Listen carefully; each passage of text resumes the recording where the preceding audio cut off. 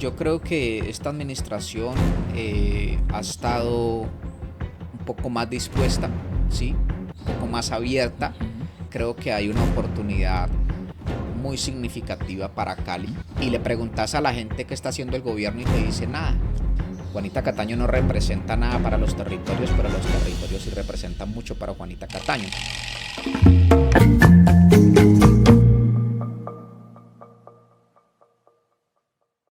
Bienvenidos a Conversaciones Valientes, un episodio más. Hoy tenemos un invitado increíble. Andrés, bienvenido a este podcast. ¿Qué tal, hermano? Gracias por la invitación. Espero pues que pueda ser un espacio muy enriquecedor. Queríamos invitarte porque tenés mucho para contar, tenés una visión de ciudad y de lo social muy interesante que nos gustaría que nuestros seguidores conocieran. Pero antes, quiero preguntarte para ti, ¿qué es una conversación valiente? Bueno, para mí una conversación valiente es precisamente una posibilidad para abordar temas complejos, disonantes, críticos, y creo que es también un espacio de pronto seguro en donde todos, digamos, los sectores tienen esa posibilidad de decir lo que piensan sin miedo a no ser escuchados. ¿Y has tenido alguna conversación valiente que nos puedas contar así como que, hijo de madre, tuve esta conversación y esto se puso candente o llegamos a un feliz término? ¿Tenés alguna anécdota de ese tipo? Pues yo creo que en el sector social y especialmente, digamos, desde la mirada de las organizaciones de base comunitaria, que es lo que yo considero que represento en alguna medida, se tienen conversaciones valientes todos los días, ¿no? Yo creo que pues ahorita estamos en un tema que tiene que ver justamente con ese cambio de tomador de decisión local y pues como todos hemos sido críticos de muchos procesos y eso ha dado pues pie para muchas conversaciones valientes que claramente de pronto no puedo referir en el espacio abiertamente, pero sí se están dando conversaciones valientes constantes en los territorios. Yo siento que eso es positivo en cierto sentido porque eso nos permite también conocernos y poder entrar como en un ambiente de autoevaluación y poder mejorar como los procesos. Antes de ahondar un poco, contanos vos qué haces por la vida, qué te dedicas, por qué lo haces. Bueno, yo pues nací en la parte alta de la Comuna 18 aquí de la ciudad de Cali, en un sector conocido como Las Minas, un territorio que en un principio fue fundado por disidencias de grupos armados ilegales que nos llevaron a los habitantes del sector a naturalizar la violencia, ¿no? Digamos que como consecuencia de eso, hasta mi adolescencia, pues yo termino inmerso en dinámicas de pandillas, dinámicas que quizás para los sectores populares es algo normal, ¿no?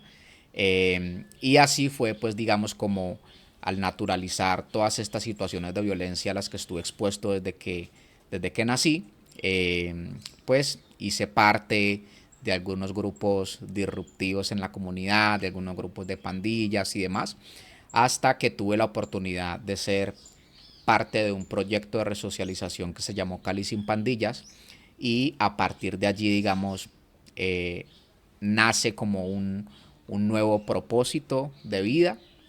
Me doy cuenta realmente que los jóvenes que nacemos en este tipo de sectores caemos en esas dinámicas a veces sin darnos cuenta, que somos jóvenes que carecemos de oportunidades justamente a veces por tomadores de decisión que a la fecha siguen creyendo que los culpables de la pobreza son los pobres, que los culpables del sicariato son las motos, ¿sí?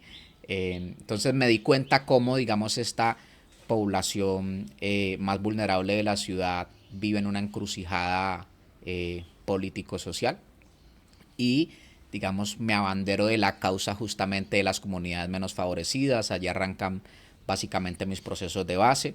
Iniciamos haciendo procesos que contribuyen a la prevención de violencias y la construcción de paz a partir de las expresiones artísticas y culturales, ¿sí? Desde la fotografía, desde el rap, desde la música urbana en general, desde la serigrafía, digamos que todas estas expresiones que pueden llegar a generar de pronto algún tipo de interés en los jóvenes, y empezamos a través de estos procesos a generar potenciales agentes de cambio en los territorios. Arrancamos en el 2010, ya pues llevamos 14 años de proceso. Bastante. Y pues por fortuna se han generado capacidades instaladas en los territorios que hoy pues están llevando a las comunidades que han carecido justamente de un Estado a darse cuenta que tienen la capacidad, que tienen el talante para salir adelante sin tener que depender de la voluntad únicamente del tomador de decisión. Allí quiero que nos hables de dos cosas. Una, el impacto que has tenido durante estos 10 años, pero también un poco, y lo que estoy notando sobre lo que nos estás contando es que la solución no es la represión. Entonces, háblanos un poco de ese modelo que, digamos, se debe adoptar para trabajar con los jóvenes y ese impacto que has tenido en estos 10 años de trabajo. Mira, lo primero, digamos, en cuanto a las medidas represivas, lo que la historia nos muestra es que son políticas ineficientes, ¿sí? Es decir, no han funcionado hasta la fecha, ¿ya? Digamos, perseguir a los jóvenes, las capturas, el tema de incluso falsos positivos judiciales en las comunidades, digamos que no ha representado nada para la juventud ni para la ciudadanía en general.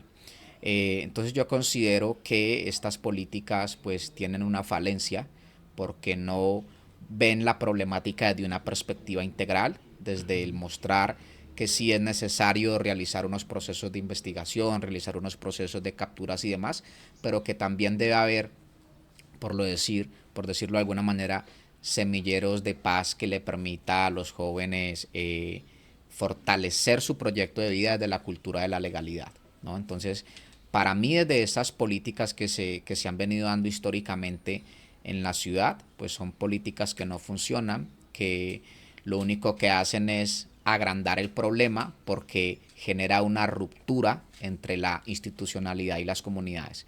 Desde esa perspectiva, por eso nosotros hemos tratado a través de nuestros procesos de mostrarle otra cara de la institucionalidad a la ciudadanía, una posibilidad también de establecer puentes entre la institucionalidad, llámese sector público, privado, sociedad civil, con la ciudadanía, para que justamente esas políticas y esos proyectos sociales estén aterrizados a la realidad territorial y que no sean proyectos que se escriben desde un escritorio, con un imaginario X, con un imaginario Y, sino que se piensen desde la realidad del sentir de las comunidades.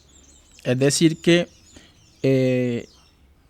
estas estrategias deben migrar más a escuchar, en este caso a los jóvenes, en entender las situaciones que los llevan a vivir estos conflictos y a partir de ahí empezar a desarrollar soluciones, pero no para ellos, sino con ellos. De acuerdo, de acuerdo. Nosotros digamos que en todos estos procesos que llevamos trabajando con jóvenes durante estos 14 años hemos construido, digamos, una teoría interpretativa acerca de cuál es la razón de esa problemática como tal. Entonces nosotros tenemos una teoría a la que le hemos llamado el espiral de factores de riesgo en entornos vulnerables, ¿sí? Entonces nosotros comentamos en esa teoría que un principal factor de riesgo para la juventud es la desvinculación del sistema educativo inicialmente, ¿sí? Entonces cuando el joven se desvincula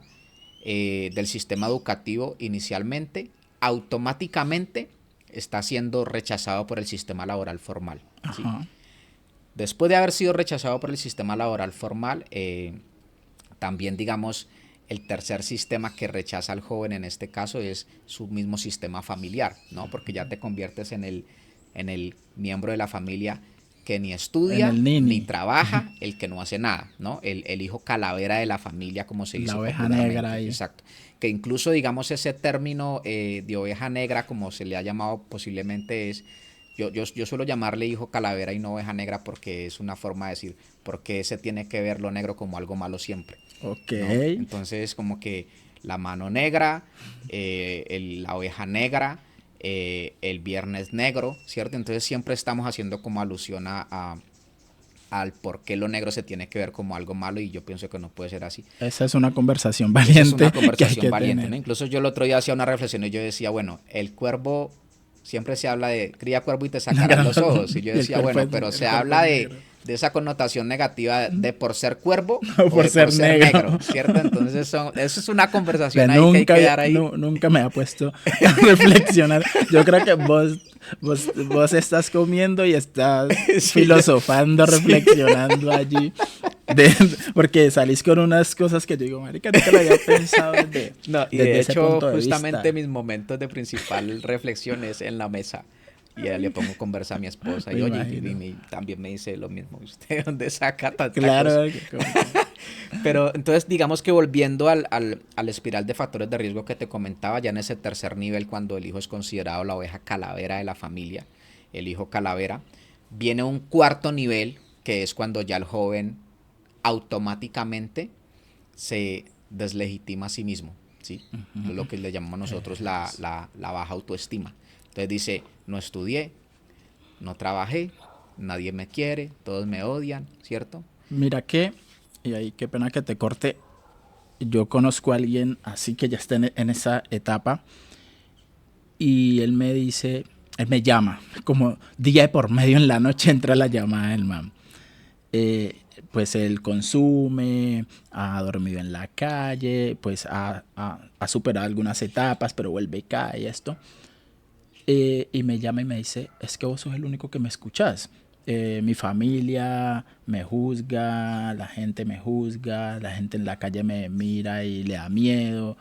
Y yo te admiro y te veo en las redes sociales y quisiera ser como vos, no sé qué, pero no sé cómo hacerlo. Y está como en esa, como en ese momento de la autoestima por el piso.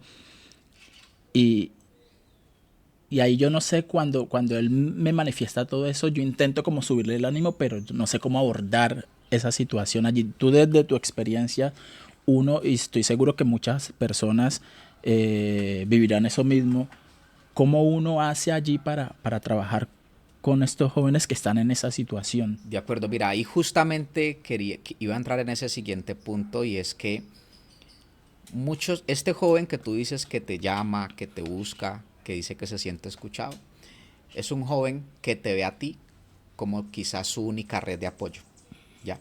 La realidad de los jóvenes que viven en estos entornos es otra, y es que tristemente su red de apoyo se les vuelve la organización criminal, ¿sí? El líder de la banda delincuencial. Entonces, ahí es donde viene justamente la razón por la cual los jóvenes que terminan inmersos en esta pandilla, en estas dinámicas complejas, ven ese grupo como su familia, ¿sí? Entonces usted escucha a los jóvenes en su dialecto decir mi papá, mi Ajá. mamá, la firma, Sí. ¿sí? Entonces cuando tú miras el trasfondo de todo, tú dices, claro, mi papá, porque ese grupo representa el amor que su familia no le dio. El patrón, porque ese grupo da esa economía, esa estabilidad económica que el sistema laboral formal no le da, ¿cierto? Incluso estos jóvenes empiezan a verse en una connotación familiar y por eso es que resulta tan difícil sacarlos de la esquina, ¿ya? Y lo más triste es que cuando ya los jóvenes llegan a este nivel, realmente la espiral digamos, se torna un poco más compleja porque ese mismo joven que un día fue rechazado por el sistema educativo va a ser quizás el mismo que el día de mañana va a llegar a vender droga al entorno escolar. Va a ser ese mismo que va a afectar justamente ese entorno empresarial, ¿sí? Y va a ser ese mismo que el día de mañana quizás va a maltratar a sus hijos, su mamá, sus papás. Entonces, vivimos en una comunidad enferma, vivimos en un entorno enfermo porque quizás no hemos comprendido el trasfondo de todo lo que está pasando, porque si tú me dices, y hace poco lo mencionábamos en un foro sobre educación, y decíamos, es que a veces el sistema educativo califica o descalifica el joven porque sabe, no sabe, pero no se da cuenta que quizás ese joven que no está rindiendo como el profesor espera, no tiene un computador en su casa, no tiene una red de apoyo en su casa. Yo recuerdo que un día llegó un niño llorando a la fundación y me dijo que le ayudara a hacer tareas y el tipo estaba muy ofuscado y yo le dije, pero no tienes por qué llorar de esa manera, yo te voy a ayudar con tus tareas. Y el niño me decía, es que a mí me da rabia porque mi papá me pega porque yo no hago tareas, pero mi papá tampoco sabe leer ni escribir. Ah, ¿Sí me claro. entiendes? Entonces, si uno no se fija justamente en el trasfondo de lo que está pasando en las comunidades, va a ser muy difícil tomar decisiones de manera acertada. Allí entro como a hacer una especie de reflexión sobre todo el sistema judicial y vos me dirás si estoy en lo cierto, pero de acuerdo a eso que nos estás contando y un poco también lo que yo he visto, el sistema judicial le falta humanizar esos procesos, entender como ese trasfondo para poder tomar decisiones más acertadas en términos más que de represión, más de acompañamiento individual a esos procesos. Bueno, ahí tocas un tema que a mí me gusta mucho y es que la verdad, el sistema de justicia colombiano está diseñado para vulnerar al menos favorecido. ¿Sí? Porque, y para la muestra un botón, para hablarlo con hechos. Los jóvenes que salieron, digamos, armados durante el estallido social en Cali, se fueron presos. Ajá, sí. ¿Cierto? Los Ujú, jóvenes sí, vulnerables. sí. Pero los jóvenes de estrato alto que salieron Son armados durante el concejales. estallido social hoy son Sí, concejales. ¿Sí? total, sí, sí, es cierto. Eso no es una, digamos, sorpresa Sí, si nosotros dimensionamos que el sistema de justicia está diseñado para ejercer contra el de a pie, contra el negro, contra el campesino, contra el pobre, contra el indígena, ¿sí? Pero los más privilegiados históricamente se han pasado el sistema de justicia por la galleta, ¿ya? Entonces no es lo mismo defenderte con la presunción de inocencia con medida privativa de la libertad a defenderte con presunción de inocencia desde la comodidad de tu casa. ¿Sí? totalmente. Y eso pasa en una dimensión para los menos favorecidos y en otra dimensión para los que han tenido más posibilidades. Y eso al final termina generando mayores desigualdades y mayor división social, por llamarlo de alguna manera, y eso no favorece a un desarrollo ni económico ni social. Y es una reflexión, una conversación valiente que debería hacerse no solo el sistema judicial, sino el Estado en su conjunto. Vos tenés una organización que se llama Pan Vivo, ¿cierto? Contanos un poco eso. Bueno, la Fundación Pan Vivo es una iniciativa que trabaja por el empoderamiento comunitario en la zona de la Era de Cali, justamente porque es un territorio que ha sido históricamente olvidado por los tomadores de decisión o por cuya configuración de ser territorio no regularizado y demás tiene mucha limitación institucional. ¿Sí?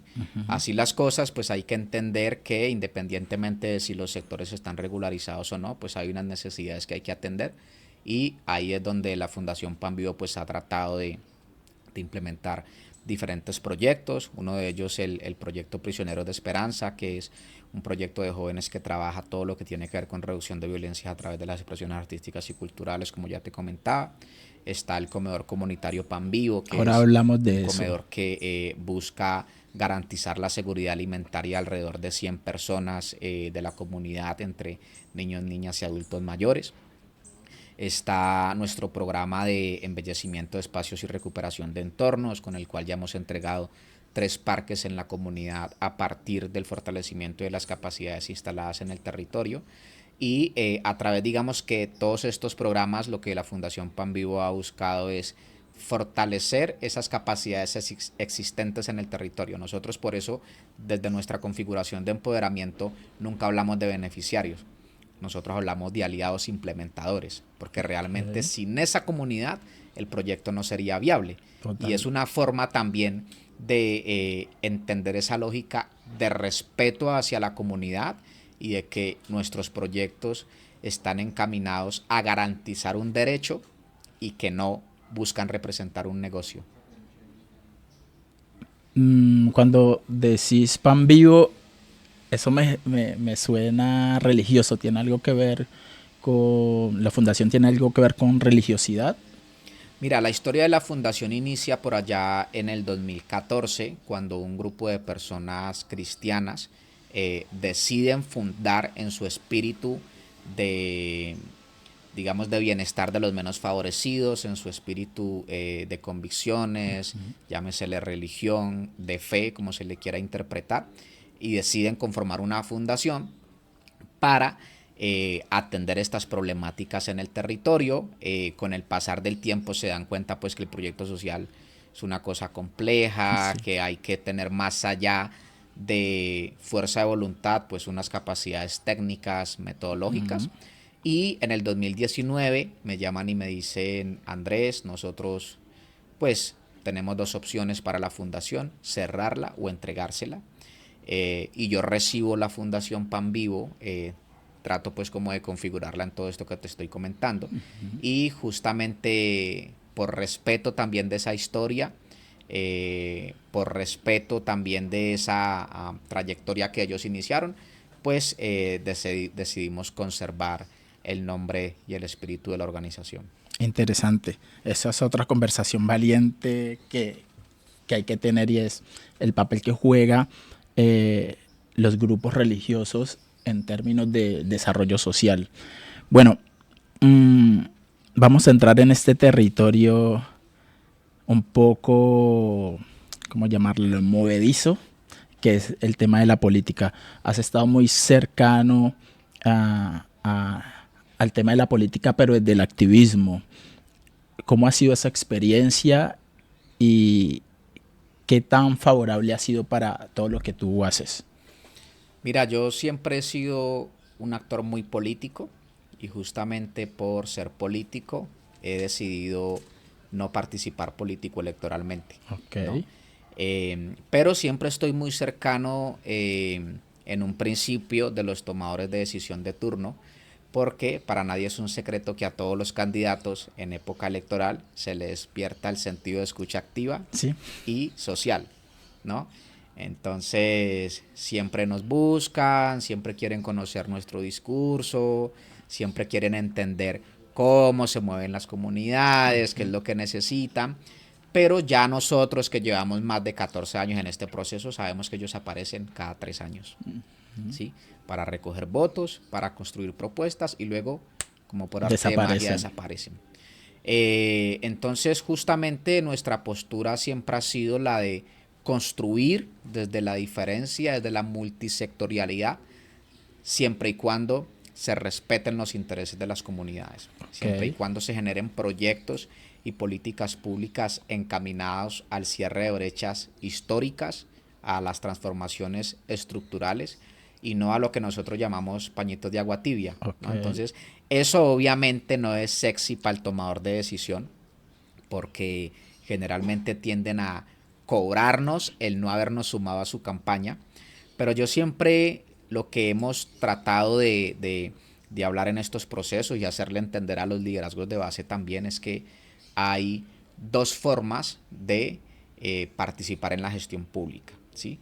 La primera es desde la instrumentalización, que es como históricamente ha sucedido en Colombia y que es lo que todos conocemos como el clientelismo, ¿no? Entonces, ahorita mismo acaba de salir un tomador de decisión con su gente y acaba de llegar otro con su gente, Ajá. independientemente de si esa gente actual tiene capacidades o no.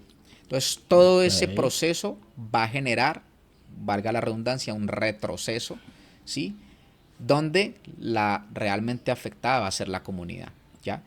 Y la segunda parte, la segunda, digamos, el segundo grupo que yo considero es ese grupo que sí tiene una capacidad y que sí tiene una trayectoria, ¿sí? El que no te dice yo te pongo votos, pero te dice yo te pongo transformaciones reales en los territorios. Cuando uno hace el balance se da cuenta que lo que representa el clientelismo es alrededor del 90 y lo que representa Sí, esas fichas claves sí. representativas son más o menos el 10, y por eso es que desde el sector público las cosas siempre están iguales. Ok. Hablemos de Cali. Cali atravesó o está atravesando unos momentos difíciles. Eh, ¿Cómo ves el futuro de la ciudad?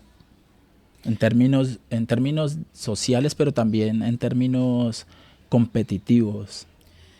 Pues mira, yo veo varias cosas. Lo primero es que creo que hay una oportunidad muy significativa para Cali por lo que representó la movilización ciudadana. Ok, ¿Sí? Yo creo que hoy hay unas bases que se están organizando para generar incidencia. Creo que se han tenido muchos aprendizajes y creo que esa masa de control social se va a empezar a movilizar justamente para que esos tomadores de decisión de turno no hagan cosas que afecten de manera significativa el bienestar de las comunidades, ¿sí? Entonces yo creo que desde esa línea, en primera medida, hay una masa de control social que se está empezando a ok, mover, está empezando a reclamar sus derechos y va a garantizar que estas medidas que se tomen desde la administración local y regional sean un poco más acercadas a los territorios. Y ya en lo segundo, digamos justamente también desde el espíritu de apertura de los tomadores de decisión actuales, creo que hay por lo menos una perspectiva un poco de deuda histórica, ok. ¿sí? Creo que hay una apertura, hay una voluntad de querer hacer las cosas de manera distinta. Y creo que eso va a jugar muy bien con esas ramas de control social que se están levantando en la ciudad. Cali siempre ha sido, en términos sociales y de manifestación, como una ciudad con mucho carácter. Ahorita está como en ese ambiente de esperanza, de que todo va a cambiar. Pero entonces el nuevo alcalde está en esa luna de miel hasta este momento, apenas lleva un mes y está en esa luna de miel En el idilio. sí. ¿Tú crees que hasta cuándo va a durar esa luna de miel? Y crees que las comunidades, sobre todo las comunidades que hacen trabajo de base, le van a hacer un control más significativo a este alcalde que al anterior?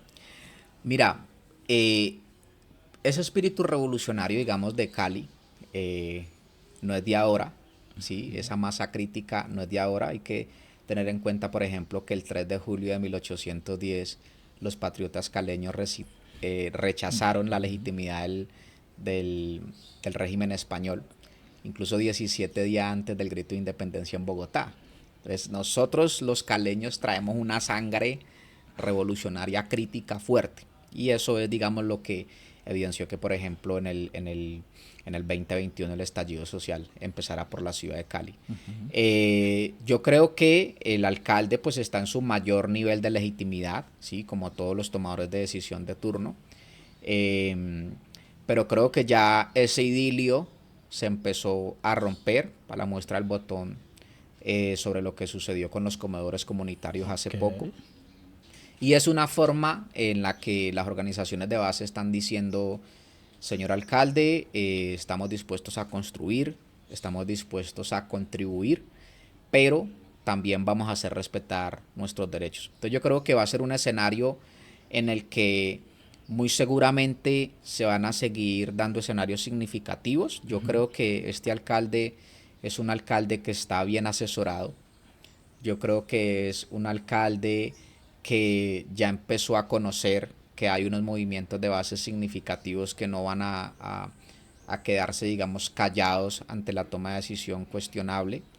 Y creo que también, desde lo que yo he visto, a pesar, digamos, de lo que se presentó últimamente, también vi una actitud dispuesta a decir, Eso te iba a preguntar, ¿qué bien, actitud ha tenido esta administración frente a las exigencias de los grupos sociales?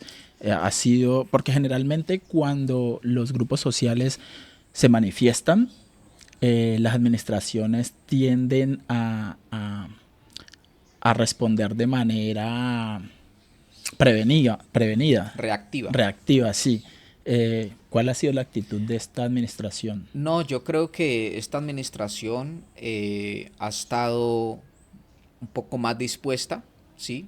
Un poco más abierta a reconocer esas voces disonantes, ¿sí? Yo creo que lo más importante de esto es que las organizaciones de base no se conviertan en un comité de aplausos de administración alguna, porque eso lo que nos va es a evitar lo que tiene que ver con control social. Y Okay. debemos reconocer que por más buena que sea la administración, va a cometer errores, Sí, se va a claro, equivocar claro, y va a tener total. muchas oportunidades de mejora, pero justamente ahí lo que tiene que haber es un espíritu, lo que te decía, de apertura, ¿sí? Okay. No es de decir, mándeles el SMAT, no es de decir, no los deje entrar, sino de decir, bueno, ¿qué es lo que está pasando? De Si autocrítica. estamos, es decir, si estamos en la narrativa justamente de reconciliar la ciudad, pues tenemos que reconocer que hay unos sectores que históricamente han estado excluidos y que quieren sentirse escuchados. Entonces yo lo que te digo,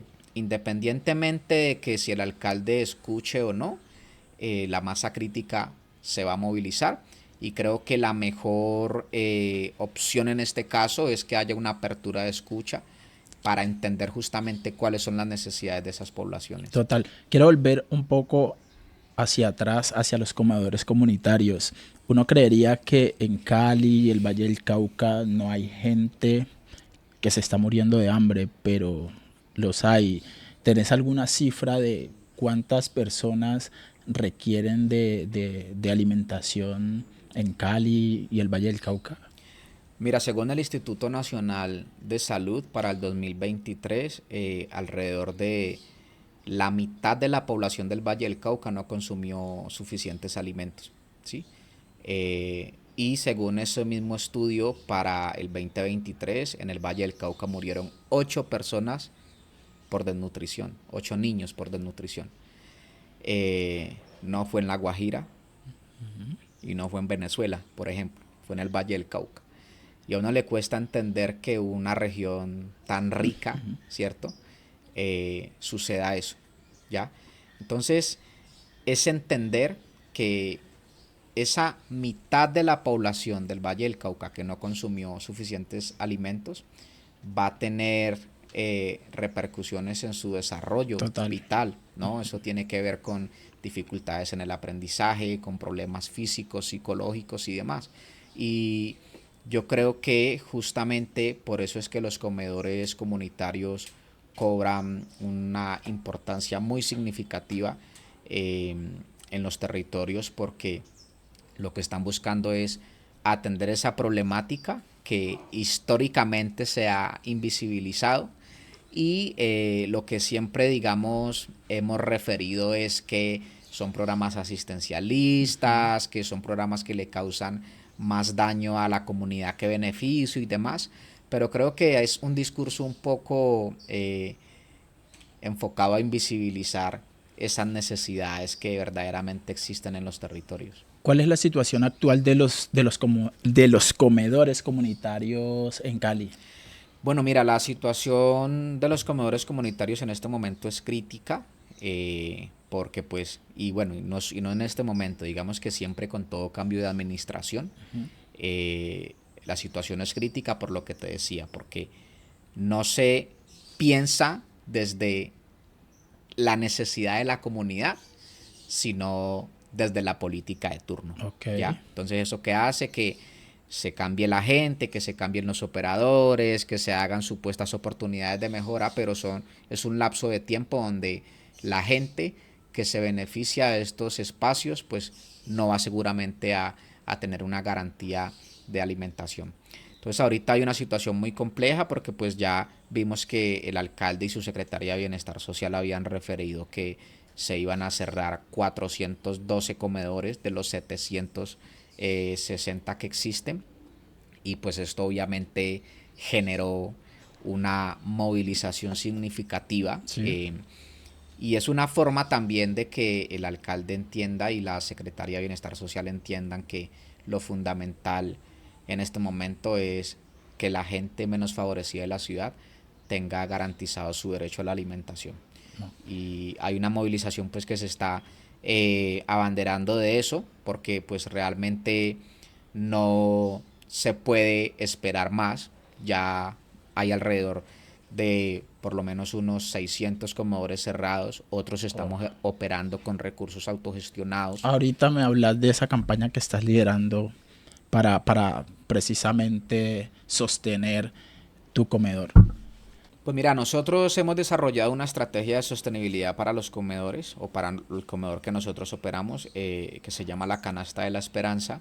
Y la Canasta de la Esperanza es una estrategia que busca que ciudadanos, colaboradores de empresas, unidades, universidades, colegios, tengan la posibilidad de llevar a nuestra canasta de la esperanza, que es digamos un lugar que se pone en un lugar específico y donde las personas van y donan alimentos no perecederos, ¿no? Yo no Es sé si... decir, que sí, por ejemplo, yo trabajé en X empresa y decido abanderar tu campaña, o ya estoy con la lengua pegada, abanderar tu campaña, entonces puedo movilizar a los colaboradores de la organización, pongo una canasta allí y que Exacto. cada uno traiga Lo que, lentejas, arroz, huevo, aceite. y eso chévere que lo refiere John, porque yo no sé si a ti te pasa, pero a mí me pasa que muchas veces uno va a mercar y tiene 4 libras de frijol por allá guardadas que nunca Ujú, sí. gasté, no sé cuánto de lenteja que nunca gasté y que nunca voy a gastar. Ujú. Entonces la idea es que estas personas que de pronto tienen esas dinámicas lleven esos alimentos a la canasta y con esa canasta se pueda garantizar la alimentación en estos comedores comunitarios. ¿Por qué hemos iniciado este proceso? Pues por lo que te comentaba, casi siempre durante el principio de año el comedor para, ¿sí? Por falta de recursos, por falta de firma de contratos y Ok. demás, pero el hambre de la gente No no para. para, Entonces lo claro. que nosotros estamos es posibilitando un espacio para que la gente pueda donar. Tú no tienes que ser rico para generar una transformación real, tú no tienes que ser el más adinerado del mundo. Tú lo que debes entender es que hay gente que necesita de tu ayuda y que lo puedes hacer con lo que tienes. Si una libra de arroz de pronto no representa nada para una persona que tiene mejores posibilidades, pero para una persona que de pronto está en condición de alta vulnerabilidad, sí puede representar un almuerzo de 2 o 3 días. ¿Y yo como empresa recibo algo de eso, por eso, o simplemente movilizo a mis colaboradores? Sí, mira, ¿O nosotros qué? hemos garantizado en este proceso también que los colaboradores o las empresas que se vinculan a la causa reciban también una retribución o lo que le llamamos nosotros un salario emocional o de bienestar. Ok, Entonces, las empresas que se vinculan a esta iniciativa se vinculan primero durante un año. Nosotros hacemos 12 recogidas en el año, una cada mes, ok. de los alimentos que se puedan recaudar, ¿sí? Pero trimestralmente desde la organización también tenemos una experticia en todo lo que tiene que ver con prevención del estrés laboral y promoción del autocuidado, y cada 3 meses, además de dar el informe que nosotros damos sobre el impacto que se está generando, generamos actividades lúdicas para que el colaborador de la empresa tenga hábitos saludables en la Ok, empresa, que prevenga interesante. el estrés, que haga las pausas activas y demás. Entonces es una forma también de que entendamos que estamos en una lógica de todos ponen, ¿no? Porque Ujú. están los colaboradores dando sus aportes con alimentos, está la fundación devolviendo estas actividades de bienestar a los colaboradores, pero están también los beneficiarios con una cuota de corresponsabilidad de 2.000 pesos, garantizando la operatividad del pago de servicios Ok. públicos, y además de eso también se financia una biblioteca comunitaria que es donde los niños vienen a hacer sus tareas y demás para que justamente estas eh, digamos dinámicas de pobreza a largo plazo no se sigan perpetuando en la comunidad. Interesante, esto es una cadena de valor donde todos ponen, no Todos ponen. simplemente yo voy donde la empresa y dónenme, sino que yo también pongo, quienes reciben los alimentos también ponen. Interesante. Bueno, ya para finalizar, eh, cabe invitarles para que nos sigan. YouTube, Instagram, Facebook, y compartan con sus amigos, con sus enemigos, con todo el mundo para que podamos aumentar seguidores y podamos tener más invitados y hablar de diferentes temas de conversaciones valientes. Seguimos hablando de política, pero ya a nivel nacional. ¿Qué percepción tenés de este gobierno y cuánto tiempo llevamos? ¿Año y medio? Creo que 2 años ¿2 ya, años? poquito. Durante estos 2 años, ¿qué percepción tenés de este gobierno? ¿Empezaste con una percepción y al avanzar el tiempo la cambiaste? ¿O contarnos un poco esa experiencia y cómo ha sido? Sí, de acuerdo. Digamos que lo primero es referir que yo no me considero petrista, Ok. pero sí me considero por mis ideales, por mis luchas, muy de izquierda o muy centroizquierda más bien. Ajá. Em, pero pues claramente justamente por mis ideales pues tengo unas afinidades con el gobierno nacional, ¿ya? Lo primero es referir que éramos muy conscientes de que en 4 años no se pretendía cambiar lo Claro, que otros gobiernos no han hecho en 50, claro. ¿cierto? Entonces eso es una medida de calibre que nos dice qué es lo que se puede esperar, digamos, del gobierno actual. Lo segundo, veo que, digamos, el gobierno nacional ha querido dar unas transformaciones reales. Yo no sé si tú recuerdas en un principio esa coalición, ¿no? Sí, En sí, el sí, sí, Congreso, sí, sí. donde a la gente le sorprendió que todos esos partidos políticos tradicionales Estuvieron allí. fueran en la coalición, Ujú, ujú. ¿cierto? Sí. Pero claramente cuando esas reformas estructurales buscaban una transformación real en el territorio y no el interés del partido, esa coalición se rompió. ¿Ya? Ok. Entonces ahí hay que también entender que es un gobierno que ganó la presidencia pero que no ganó el poder. ¿Ya? Y que siempre, como todo está configurado desde el clientelismo, como te lo decía en un principio, y todo está configurado desde los mismos de siempre, entonces un gobierno que hoy está queriendo gobernar desde el Chocó, que hoy está visibilizando Buenaventura, que hoy está visibilizando el Cauca, pues no sea de pronto visto por esos sectores que históricamente han estado en el poder y que de pronto han tenido mayores privilegios. Entonces, frente a eso, creo que el gobierno ha estado tratando de dar unas transformaciones que no son fáciles, que son a veces culturales, ¿no? El tema, por ejemplo, de la legalización de la marihuana, ¿cierto?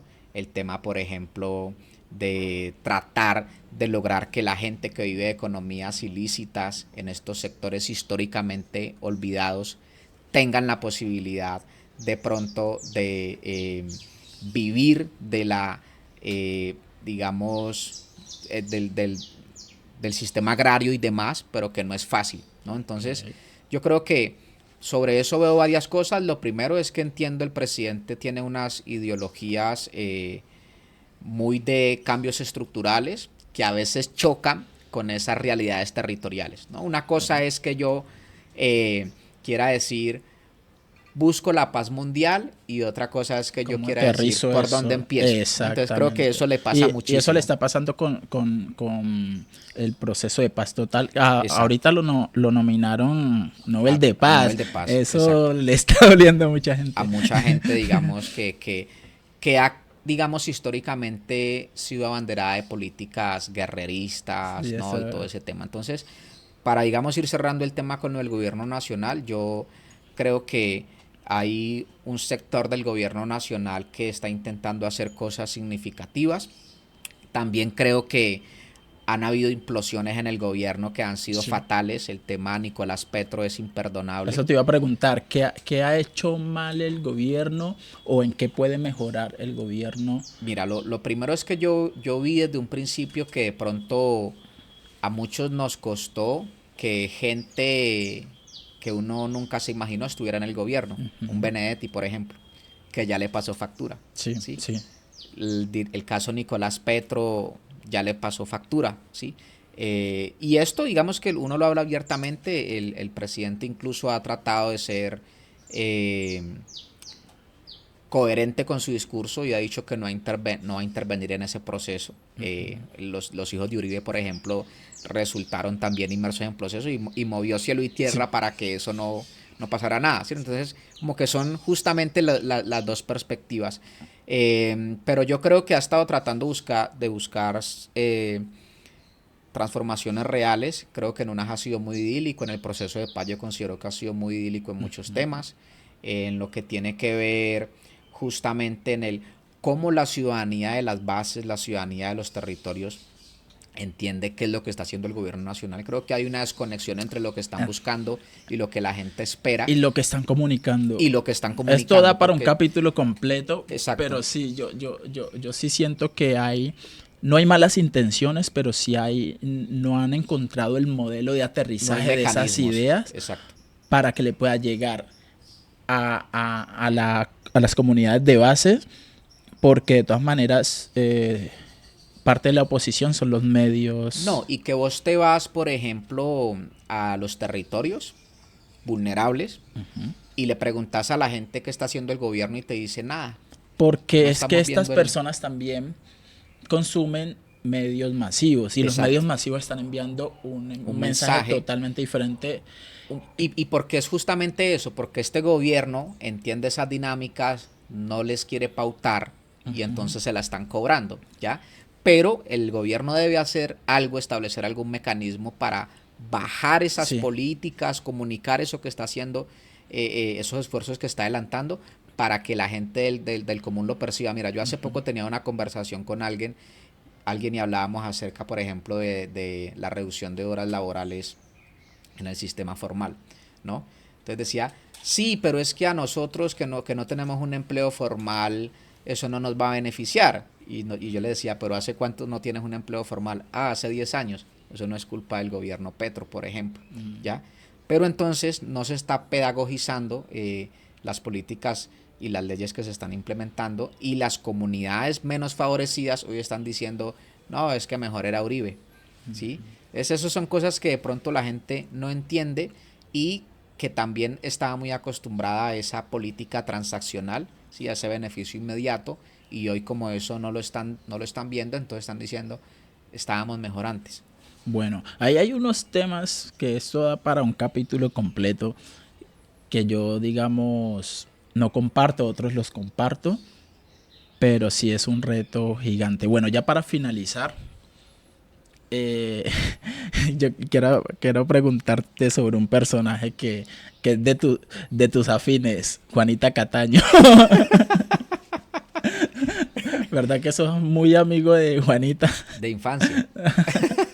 No, mira, el tema Juanita Cataño me lo ha preguntado varias personas. Yo no tengo ni siquiera la conozco Personalmente? personalmente, exacto. Pero yo, digamos, arrancaba este podcast diciéndote que era un actor muy político, ¿sí? Y soy muy de símbolos, soy mucho de formas. Juanita Cataño fue una persona que durante su campaña, creo que fue al Congreso, refirió que el estallido social en Cali había sido una toma guerrillera y bajó a los jóvenes al nivel de terroristas, Ajá. delincuentes, ¿sí? Entonces, lo que es con las comunidades es conmigo, ¿sí? Y eso más allá, digamos, de su militancia política, de sus ideologías, realmente lo que representaba era una evidente desconexión de los territorios, ¿ya? Em, Hoy, pues, me tiene como con mucho malestar su nombramiento como asesora territorial en la administración EDER, porque lo primero que uno hace es preguntarse cómo es posible que una persona que estaba tan desconectada de los territorios hoy pose de experta territorial, ¿sí? Ok. Como te decía, yo no la conozco personalmente, pero sí sé que está en este momento viendo su fortín electoral a largo plazo, ¿no? Porque Juanita Cataño no representa nada para los territorios, pero los territorios sí representan mucho para Juanita Cataño. Entonces estoy Claro. también viendo que durante esta administración actual, esa clase política tradicional que estaba en cuidados intensivos electoralmente, va a querer resurgir, ¿sí? Entonces yo te valido que haya que construir desde la diferencia, y te valido que haya que construir desde la multisectorialidad, pero lo que no te voy a permitir es que me traigas con un discurso mesiánico y salvador a esa clase política tradicional que ha sido quizás la causante de las mayores brechas económicas y sociales que hoy hemos presentado. O Entonces, sea como que que esta es una reflexión para Eder. sí, Está a tiempo todavía no, y no solamente de para enmendar. Eder, sino para los líderes también, ¿sí? Para lo que nosotros representamos, para lo que nosotros somos. Y yo siempre he sido muy en esa línea de decir, yo estoy dispuesto a construir, yo estoy dispuesto a aportar, pero no me invisibilices el sentir de las comunidades, ¿sí? Porque para mí ese nombramiento es una burla para los liderazgos sociales, y es una burla especialmente para esos liderazgos sociales que se sumaron a esa campaña, ¿no? Okay. Entonces, como te digo, yo no tengo ningún, es decir, ni es un tema de odios, ni es un tema de violencia. Yo creo que eso no se trata el escenario, pero sí es una posibilidad de decir, mira, tú no representas lo que nosotros representamos, y además de eso nos has invisibilizado históricamente con tu discurso y nos has ninguneado. Y yo creo que eso pues es imperdonable desde justamente esas bases que han tratado de salir adelante a pesar de, y que hoy pues tienen que entenderse con una persona que siempre los ha llevado a la precariedad de su discurso. Esto fue Conversaciones Valientes. Nos vemos en un nuevo episodio. Agradecemos a Casa Abierta, este espacio que nos ofrece la oportunidad de poder traer a nuestros invitados. Síganos en redes sociales, YouTube, Instagram, Facebook, TikTok, y compartan con sus amigos, compartan con todo el mundo para que podamos seguir creciendo y poder seguir trayendo conversaciones valientes.